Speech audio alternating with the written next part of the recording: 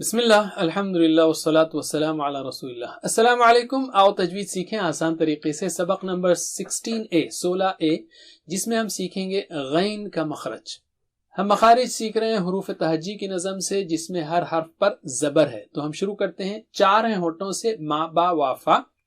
زبان کی نوک سے ہیں 12۔ ہم اس کو بار بار دہرا رہے ہیں، یہ 12 حروف بھی بہت اہم ہے، آپ کو نون ساکنہ کے قاعدوں میں اور دوسرے قاعدوں میں بہت کام آئیں گے، جیسے شمسی قمری وغیرہ میں۔ تو میرے ساتھ پڑھیے۔ ث ذ ظ، ت د ط، ز س ص، ل ن ر۔ زبان کے بیچ سے ہیں ج ش ی، اور کناروں سے ہیں ض ک ق۔ 6 ہیں حلق سے، کون سے؟ ا ہ ع ح اور غ اور خ۔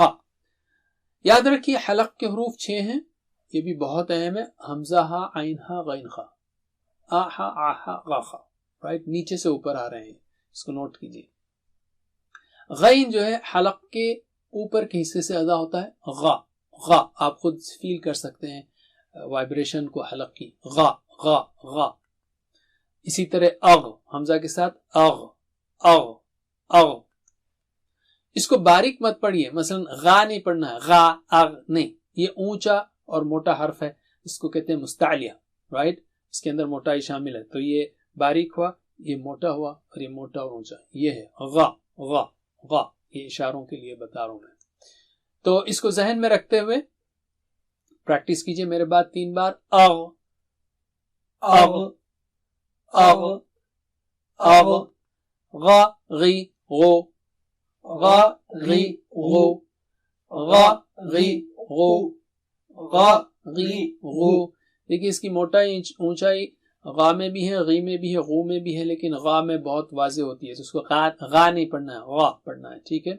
خاص کر اردو والے حضرات جو ہے اس کو غا پڑھتے ہیں بہت سارے، تو یہ غا ہے۔ اسی طرح غن غین غن، غن غین غن، غن غین غن، غن غین غن۔